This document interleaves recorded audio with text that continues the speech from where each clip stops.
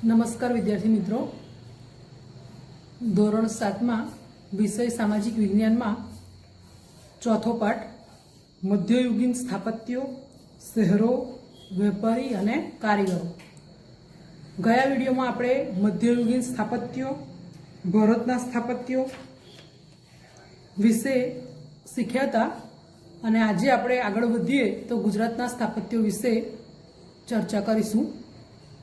गुजरात में सल्तनत काल दरमियान अमदावाद में राजधानी स्थलांतरण थता अमदावाद में विशिष्ट स्थापत्यों में अमदावाद शहर की स्थापना अहमद शाह द्वारा ईस्वीसन 1411 में करवामां आवी। अमदावाद में राजधानी स्थलांतर थता एटले पहला राजधानी पाटण हती, एनु स्थलांतर अमदावाद में थयुं અને અમદાવાદ શહેરની સ્થાપના અહમદ શાહ દ્વારા ઈસવીસન 1411 માં કરવામાં આવી। આ સ્થાપત્યો જે બાંધવામાં આવ્યા એમાં અમદાવાદનો કોટ, ભદ્રકાળીનો કિલ્લો અને જામા મસ્જિદ મુખ્ય છે। કિલ્લો જે છે એ વૈશ્વિક વારસાના સ્થળોમાં સામેલ છે। ચાંપાનેરમાં જામા મસ્જિદ અને ચાંપાનેરનો કિલ્લો તથા અડાલજની રાણી રૂડાદેવીની વાવ પ્રસિદ્ધ સ્થાપત્ય છે।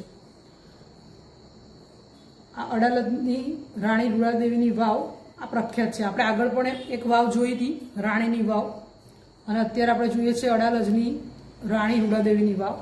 ए प्रसिद्ध स्थापत्य है। स्थापत्यनो अर्थ पण आपणे शीखी गेला के कोई विशिष्ट बांधकाम होय एने स्थापत्य कहेवाय। गुजरातना अन्य स्थापत्योमां होजे कुतुब एटले के कांकरिया तळाव अने नगीना वाड़ी, डभोईनो किल्लो, खंभात अने धोळकानी मस्जिदों प्रमुख स्थापत्यो गणावी शकाय। आज आपणे अमदावादनुं नाम पड़े एटले कांकरिया तळाव आपणने याद आवे ज। फरवालायक स्थळ छे, जोवालायक स्थळ छे। तो पहेला ए होजे कुतुबना नामे ओळखातुं हतुं। तो कांकरिया तळाव अने नगीनावाड़ी, डभोईनो किल्लो, खंभात अने धोळकानी मस्जिदो प्रमुख स्थापत्यो एटले मुख्य स्थापत्यो गणावी शकाय। अमदावादना विशिष्ट स्थापत्योमां सीदी सैयदनी जाળી विश्वविख्यात छे। जो आ चित्रमां बताव्युं छे ए सीदी सैयदनी जाળી छे। तो एनी उपर खास प्रकारनी कोतरणी करवामां आवेली छे अने नक्शीकाम करेलुं छे, एटले ए विश्व प्रसिद्ध छे, खूब ज जाणीती छे। तेनी बारीओमां विशिष्ट प्रकारनी जाळीओनी कोतरणी जोवा मळे छे। अत्यंत बारीक कोतरणी पत्थरमां नक्शी करीने तैयार करवामां आवी छे, जेने विश्वनी उत्कृष्ट स्थापत्य कलानो नमूनो गणवामां आवे छे। सीदी सैयदनी जाળી जे छे एमनी जे बारीओ छे एमां विशिष्ट प्रकारनी एटले के खास प्रकारनी कोतरणी करेली छे। खूब ज बारीक कोतरणी करेली छे पत्थर पर, एटले ए विश्वनी उत्कृष्ट स्थापत्य कलानो नमूनो गणवामां आवे छे। अमदावादना सुल्तान कुतुब शाहे होजे कुतुब नामनुं एक सरोवर निर्मित कराव्युं हतुं। अमदावादना सुल्तान कुतुब शाहे होजे कुतुब नामनुं पहेला एक सरोवर निर्मित कराव्युं हतुं। ए पछीथी कांकरिया तळाव तरीके जाणीतुं बन्युं। अत्यारे आपणे कांकरिया तळाव कहीए छीए, पण पहेला ए होजे कुतुब नामनुं सरोवर हतुं। सरोवरना वच्चेना भागमां एक एणे बगीचो तैयार कराव्यो हतो, जेने आपणे नगीनावाड़ी तरीके अत्यारे ओळखीए छीए। पादलिप्त सूरी नामना जैन मुनिए पालिताणाना शत्रुंजय डુંગર पर जैन मंदिर निर्मित कराव्या। आ जैन मुनिનું नाम छे पादलिप्त सूरी। एमणे पालिताणा के जे जैन लोकोનું महान तीर्थधाम छे त्यां शत्रुंजय पर्वत पर जैन मंदिर बंधाव्या। दुनियामां एक ज जग्याए, आखा विश्वमां तमे जुओ तो एक ज जग्याए पहाड़ पर सौथी वधारे मंदिरो होय। दुनियामां एक ज जग्याए पहाड़ पर सौथी वधारे मंदिरो होय तेवा पावापुरी अने पालिताणा स्थळो छे। पावापुरी अने पालिताणा एवा स्थळो छे के जेमां एक ज जग्याए पहाड़ पर सौथी वधारे मंदिरो छे अने 24 तीर्थंकर अहीं बिराजमान छे। जैन धर्ममां 24 तीर्थंकर होय, तो ए 24 तीर्थंकर आ जे पहाड़ पर मंदिरो छे एमां बिराजमान छे। पावापुरी अने समेत शिखरनी जेम ज पालिताणा पण जैनोनुं महान तीर्थधाम छे। जैन लोकोनुं महान तीर्थधाम कयुं? तमने ऑब्जेक्टिव प्रश्न पूछे एमां आवे के जैन लोकोनुं महान तीर्थधाम कयुं छे? तो पालिताणा। અને દુનિયામાં એક જ જગ્યાએ પહાડ પર સૌથી વધારે મંદિરો હોય તેવા સ્થળો કયા છે? તો પાવાપુરી અને પાલિતાણા. ગુજરાતમાં એક વિશિષ્ટ સ્થાપત્ય તરીકે પાળિયાનો સમાવેશ થાય છે. હવે તમને પ્રશ્ન થાય કે પાળિયા એટલે શું? તો દુશ્મનો સામે પાળ થઈ ઊભા રહી યુદ્ધમાં શહીદ થનાર વીર પુરુષની યાદમાં જે સ્મારક કે ખંભી ઊભી કરવામાં આવે છે તેને પાળિયા કહેવામાં આવે છે. દુશ્મનો સામે પાળ થઈ ઊભા રહી યુદ્ધમાં શહીદ થનાર વીર પુરુષની યાદમાં જે સ્મારક બનાવવામાં આવે છે તેને પાળિયા કહેવામાં આવે છે. પાળિયા સાથે કોઈ વીરગાથાઓ જોડાયેલ હોય છે. મોટે ભાગે આવા યોદ્ધાઓના પાળિયા યુદ્ધ સ્થળ અથવા તેમના મૃત્યુના સ્થળે બાંધવામાં આવે છે. પાળિયા ક્યાં બાંધવામાં આવે છે? તો જે જગ્યાએ યુદ્ધ સ્થળ હોય અથવા જે જગ્યાએ એમનું મૃત્યુ થયું હોય તે જગ્યાએ આ પાળિયા બાંધવામાં આવે છે. આ પાળિયાની વર્ષમાં તેની તિથિ પ્રમાણે પૂજા અર્ચના કરવામાં આવતી હોય છે. ગુજરાતમાં પાળિયાના શ્રેષ્ઠતમ ઉદાહરણોમાં જામનગર પાસે ભૂચર મોરીનો સૂરજ કુંવરબાનો પાળિયો અને સોમનાથના મંદિર પાસે હમીરજી ગોહિલ પાળિયાનો સમાવેશ થાય છે. આપણે જોઈએ તો ગુજરાતમાં પાળિયાના ઉદાહરણોમાં જોઈએ તો જામનગર પાસે ભૂચર મોરીનો સૂરજ કુંવરબાનો પાળિયો અને સોમનાથના મંદિરની પાસે હમીરજી ગોહિલ પાળિયાનો સમાવેશ થાય છે.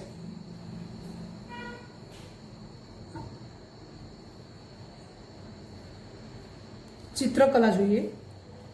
બાબરના સમયથી ચિત્રકલાનો વિકાસ જોવા મળે છે. ચિત્રકલાનો વિકાસ બાબરના સમયથી જોવા મળે છે. ચિત્રકલા પર ગુલશન ચિત્રાવલી, હમ્સનામા વિશિષ્ટ ગ્રંથો હતા. ચિત્રકલા પર જે બે ગ્રંથો લખવામાં રચાયા હતા એ ગ્રંથોના નામ છે ગુલશન ચિત્રાવલી અને હમ્સનામા. આકારીઝા નામના મહાન ચિત્રકારનું નામ છે આકારીઝા. આકારીઝા નામના મહાન ચિત્રકારના નેતૃત્વમાં આગ્રામાં એક ચિત્રશાળાની સ્થાપના કરવામાં આવી હતી. આ સમયના ચિત્રકારોએ પશુ પક્ષીના ચિત્રો અને પુષ્પોના ચિત્રો વિશિષ્ટ રીતે આલેખ્યા છે. આપણે જોઈએ તો બાબરના સમયથી ચિત્રકલાનો વિકાસ જોવા મળે છે. ચિત્રકલા પર વિશિષ્ટ ગ્રંથો બે લખેલા છે એ છે ગુલશન ચિત્રાવલી અને હમ્સનામા. અને આકારીઝા નામના એક મહાન ચિત્રકાર હતા કે જેમના નેતૃત્વમાં આગ્રામાં એક ચિત્રશાળાની સ્થાપના કરવામાં આવી હતી. અને એ સમયના જે ચિત્રકારો હતા એમણે પશુ પક્ષીના ચિત્રો અને પુષ્પોના ચિત્રો વિશિષ્ટ રીતે આલેખ્યા છે. અકબરના સમયથી છબી ચિત્રોની શરૂઆત થઈ. બાબરના સમયથી ચિત્રકલાનો વિકાસ થયો અને અકબરના સમયથી છબી ચિત્રોની શરૂઆત થઈ. તો જહાંગીરના સમયમાં વિશિષ્ટ તહેવારો અને પ્રસંગોના ચિત્રો પણ બનાવવામાં આવતા. આપણે અગાઉના પાઠમાં શીખી ગયેલા કે જહાંગીર પોતે મહાન ચિત્રકાર હતો. તો જહાંગીરના સમયમાં વિશિષ્ટ તહેવારો અને પ્રસંગોના ચિત્રો બનાવવામાં આવતા. એટલે બાબરના સમયથી ચિત્રકલાનો વિકાસ થયો, અકબરના સમયથી છબી ચિત્રોની શરૂઆત થઈ અને જહાંગીરના સમયમાં વિશિષ્ટ તહેવાર હોય કે કોઈ પ્રસંગ હોય તો એને અનુરૂપ ચિત્રો બનાવવામાં આવતા. મુઘલ ચિત્રકલાની જેમ જ રાજસ્થાનમાં મેવાડ, જયપુર, મારવાડ અને કોટાની શૈલી સુવિખ્યાત હતી. ગુજરાતી શૈલી તળપદી, સાદી અને કથા પ્રસંગને વિશદતાથી રજૂ કરતી. વિશદતા એટલે સ્પષ્ટ રીતે રજૂ કરે એને વિશદતા કહેવાય. અને લોકજીવનનો ધબકાર જીતી સજીવ કલા હતી. ગુજરાતી જે શૈલી હતી આપણી એ તળપદી હતી, સાદી હતી અને કથા પ્રસંગને સ્પષ્ટ રીતે રજૂ કરતી અને લોકજીવનનો ધબકાર ઝીલતી સજીવ કલા હતી. સંગીત વિશે જોઈએ. સલ્તનત કાળમાં ભારતીય સંગીતની સાથે સાથે ઇસ્લામિક સૂફી સંગીતનો પ્રારંભ થયો. સલ્તનત કાળમાં ભારતીય સંગીતની સાથે સાથે ઇસ્લામિક સૂફી સંગીતનો પ્રારંભ થયો. આ ક્ષેત્રે અમીર ખુસરુએ કવાલીની શોધ કરી. આ પણ ઓબ્જેક્ટિવ પ્રશ્નમાં પૂછી શકે કે કવાલીની શોધ કોણે કરી? તો અમીર ખુસરુએ કવાલીની શોધ કરી અને ધ્રુપદને બદલે ખ્યાલ પદ્ધતિ દાખલ કરી હતી. દેવગીરીના સારંગદેવે સંગીત રત્નાકર અને ગુજરાતમાં હરિપાલ દેવે સંગીત સુધાકર નામનો ગ્રંથ લખ્યો હતો. દેવગીરીના સારંગદેવે કયો ગ્રંથ લખ્યો હતો? સંગીત રત્નાકર. અને ગુજરાતમાં હરિપાલ દેવે સંગીત સુધારક નામનો ગ્રંથ લખ્યો હતો. અકબર બિરબલની વાતો આપણે સાંભળેલી છે. તો એમાં અકબરના 9 રત્નો હતા, મહાન રત્નો હતા, 9 કે જે પોતપોતાના ક્ષેત્રમાં ખૂબ જ ખ્યાતિ પામેલ હતા. તો એમાંના એક તાનસેન હતા કે જે ગ્રેટેસ્ટ મ્યુઝિશિયન હતા. તે તાનસેન શાસ્ત્રીય ગાન સાથે સંકળાયેલ સૌથી મહાન કલાકાર હતા. અકબરના સમયના જે તાનસેન હતા એ શાસ્ત્રીય ગાન સાથે સંકળાયેલ સૌથી મહાન કલાકાર હતા. સાહિત્ય વિશે જો વાત કરીએ તો ઘણું બધું સાહિત્ય લખવામાં આવેલું આ સમય દરમિયાન. તો કોણે કયો ગ્રંથ રચ્યો હતો એ તો આપણે યાદ જ રાખવું પડે. મધ્યયુગમાં ઘણા બધા સાહિત્યકારોએ જુદા જુદા વિષયોમાં ખેડાણ કરીને નોંધપાત્ર ગ્રંથોનું સર્જન કર્યું છે. મધ્યયુગમાં ઘણા બધા સાહિત્યકારોએ અલગ અલગ વિષયોમાં કંઈક ને કંઈક લખ્યું છે. તો કોણે કયો ગ્રંથ રચ્યો છે એના વિશે આપણે જોઈએ. તો ગ્રંથ અને રચયિતા. સિદ્ધહેમ શબ્દાનુશાસન તો જો કે આપણે આગળ પણ જોઈ ગયા હતા કે જેમણે હેમચંદ્રાચાર્ય નામના જે મહાન હેમચંદ્રાચાર્ય મહાન જે થઈ ગયા એમણે સિદ્ધહેમ શબ્દાનુશાસન નામનો વ્યાકરણનો ગ્રંથ લખ્યો હતો. અને એ ગ્રંથની એક ખાસિયત પણ હતી કે એ ગ્રંથની શોભાયાત્રા હાથીની અંબાડી પર કાઢવામાં આવી હતી અને રાજા પોતે પગપાળા આખા નગરમાં ફર્યા હતા. તો સિદ્ધહેમ શબ્દાનુશાસન નામનો વ્યાકરણનો ગ્રંથ હેમચંદ્રાચાર્યએ રચ્યો હતો.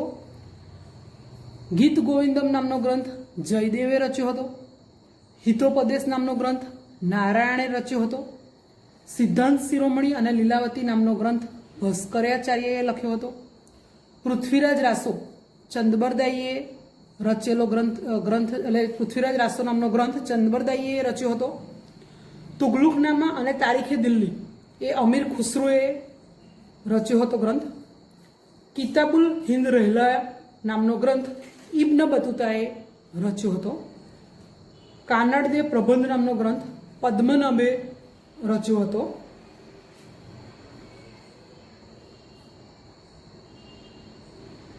અને પદ્માવત નામનો ગ્રંથ મોહમ્મદ જાયસીએ રચ્યો હતો. આટલું જાણવામાં જોઈએ તો ભાષ્ય રામાનુજાચાર્ય, કાવ્ય પ્રકાશ તો મમ્મટ, મન સોલાસ તો સોમેશ્વર અને હિતબુલ હિન્દ તો અલબરુની. બધા નામ થોડા અઘર શબ્દો છે પણ આપણે યાદ રાખવું જ પડે કે કોણે કયો ગ્રંથ રચ્યો હતો. લોકનૃત્યો અને હસ્તકલા વિશે ચર્ચા કરીએ. ગુજરાત તેની લોક સંસ્કૃતિ, લોકનૃત્યો તથા ભરત ગૂંથણ જેવી હસ્તકલા કારીગરી માટે સમગ્ર વિશ્વમાં વિખ્યાત થયું છે. ગુજરાતનું નામ આવે એટલે આપણા લોકનૃત્ય, રાસ ગરબા, ભરત ગૂંથણ જેવી હસ્તકલા માટે આખા વિશ્વમાં આપણું ગુજરાત રાજ્ય પ્રખ્યાત છે. જેમાં ભવાઈ, નાટક જેવા પ્રકારનો પણ સમાવેશ થાય છે. પહેલાં તો શેરીમાં ભવાઈ બહુ ભજવવામાં આવતી હતી. તો ભવાઈ લેખન અને ભજવવાનું શ્રેય અસાહિત ઠાકરને ફાળે જાય છે. ભવાઈ લેખન અને ભજવવાનું શ્રેય અસાહિત ઠાકરને ફાળે જાય છે. ઝાલાવાડ વિસ્તારમાં પશુપાલકો એક વિશિષ્ટ પ્રકારનો રાસ રમે છે જેને હુડો કહેવામાં આવે છે. ઝાલાવાડ વિસ્તાર છે એમાં જે પશુપાલકો છે એક ખાસ પ્રકારનો રાસ રમે છે કે જેને હુડો એવું નામ આપવામાં આવ્યું છે. તરણેતરના મેળામાં, તરણેતરનો મેળો બહુ પ્રખ્યાત છે, તો એ મેળામાં હુડો રસને જોવા માટે દેશ વિદેશના લોકો ગુજરાત આવે છે. ગુજરાત રાજ્યમાં દેશ વિદેશના લોકો આવે છે. કેમ? તો તરણેતરના મેળામાં હુડો રસને જોવા માટે. ગુજરાતમાં નવરાત્રિ ગરબા ઉત્સવ મહત્વના છે. ગરબી પરથી ઉતરી આવેલ ગરબો શક્તિની આરાધના અને સ્તુતિ સાથે સંકળાયેલો છે. ગુજરાત, આપણું ગુજરાતનું લોકનૃત્ય તો ગરબા રાસ. ગુજરાતનું નામ પડે એટલે ગરબા રાસ યાદ આવે જ. તો ગરબી પરથી ઉતરી આવેલ ગરબો શક્તિની આરાધના અને સ્તુતિ સાથે સંકળાયેલો છે. દયારામના સમયથી ગરબીનો ખૂબ વિકાસ થયો. આ ગરબીનો વિકાસ ક્યારથી થયો? તો દયારામના સમયથી ગરબીનો ખૂબ વિકાસ થયો. સ્ત્રીઓ અને પુરુષો બંને નવરાત્રિમાં ગરબા, ગરબી અને રાસ દ્વારા આ ઉત્સવ ઉજવે છે. ગુજરાતના પહેરવેશમાં પણ અનેકવિધ વિશેષતાઓ જોવા મળે છે, જેમાં કચ્છનું ભરતકામ, મોતીકામ, પાટણના પટોળા. પટોળા એટલે એક પ્રકારની સાડી જ, તો પાટણનું પટોળું, એની જે આ જે દેખાય તમને ડિઝાઇન, વણાટ કામ હાથેથી વણવામાં આવે એટલે મોંઘું પણ હોય, તો પાટણનું પટોળું વખણાય છે. પટોળું એટલે એક પ્રકારની સાડી. એ જ રીતે જામનગર અને જેતપુરની બાંધણી, તો બાંધણી પણ એક સાડીનો પ્રકાર જ છે. જામનગર અને જેતપુરની બાંધણી વિશ્વવિખ્યાત થયા છે. જેમ પાટણનું પટોળું પ્રખ્યાત છે, એ જ રીતે જામનગર અને જેતપુરની બાંધણી વિશ્વવિખ્યાત એટલે આખા વિશ્વમાં પ્રખ્યાત છે. કચ્છના બન્ની અને ખદીર વિસ્તારમાં કચ્છી સ્ત્રીઓ દ્વારા તૈયાર થયેલ ભરત ગૂંથણની વિશ્વભરમાં માંગ રહી છે. કચ્છના બન્ની અને ખદીર વિસ્તાર છે, વિસ્તારના નામ છે, તેમાં કચ્છી સ્ત્રીઓ જે છે એમના દ્વારા તૈયાર થયેલ ભરત ગૂંથણની વિશ્વભરમાં માંગ રહી છે. એ જ રીતે પાટણમાં છેક 11મી-12મી સદીથી વિશિષ્ટ વણાટકામ સાથે સંકળાયેલ પટોળા પણ વિશ્વવિખ્યાત થયા છે. આ પટોળા બનાવવામાં ખૂબ મહેનતનું કામ હોય છે અને એટલા માટે જ ખૂબ જ આકર્ષક દેખાતા હોય છે અને ખૂબ જ મોંઘું પણ હોય છે. તો પટોળું પાટણનું પ્રખ્યાત હોય છે, બાંધણી જે છે જામનગર અને જેતપુરની પ્રખ્યાત છે, અને કચ્છના બન્ની અને ખદીર વિસ્તારમાં જે કચ્છી સ્ત્રીઓ દ્વારા તૈયાર થયેલ ભરત ગૂંથણ છે એની આખા વિશ્વમાં માંગ રહી છે. શહેરીકરણ વિશે જોઈએ. આ સમય શહેરોના પુનઃ ઉત્થાન અને વિકાસનો હતો. ગુપ્તકાળના શહેરોની જગ્યાએ નવીન શહેરોનો ઉદય થયો. ગુપ્તકાળના જે શહેરો હતા એની જગ્યાએ નવા શહેરોનો પ્રારંભ થયો. રાજપૂત યુગની રાજધાનીઓ મોટે ભાગે શહેરોમાં પલટાતી ગઈ. ગુજરાતમાં અણહિલવાડ પાટણ, ચાંપાનેર, અમદાવાદ, સુરત, ખંભાતનો સવિશેષ વિકાસ થયો. આપણે ગુજરાતની વાત કરીએ તો ગુજરાતમાં આજે બધા શહેરોના નામ લખ્યા છે એ બધા શહેરોનો સવિશેષ એટલે વધારે વિકાસ થયો. અણહિલવાડ પાટણ છે, ચાંપાનેર છે, અમદાવાદ છે, સુરત છે, ખંભાત છે. શહેરીકરણનું ચરમબિંદુ આપણને દિલ્હીમાં જોવા મળે છે. શહેરીકરણનું ચરમબિંદુ આપણને દિલ્હીમાં જોવા મળે છે. રાજપૂત કાળથી મુઘલ કાળ સુધી તે વિકસતું ગયું. જહાંગીર અને શાહજહાંના સમય દરમિયાન દિલ્હી રાજધાની અને વેપાર વાણિજ્યનું મોટું મથક હતું. જહાંગીર અને શાહજહાંના સમય દરમિયાન દિલ્હી જે છે એ રાજધાની અને વેપાર વાણિજ્યનું ખૂબ મોટું મથક હતું. શાહજહાંએ લાલ કિલ્લાની રચના કરી તેને વિશાળ બનાવ્યું હતું. આપણે આગળ પણ જોયું હતું કે શાહજહાંને બાંધકામનો ખૂબ શોખ હતો. તેણે તાજમહેલ તો બંધાવ્યો જ છે, બધાને જ ખબર છે કે જે વિશ્વની 7 અજાયબીઓમાં સ્થાન પામ્યો છે, અને લાલ કિલ્લો પણ એણે બંધાવ્યો હતો, એને મહેલોનો બંધાર કહેવાય છે.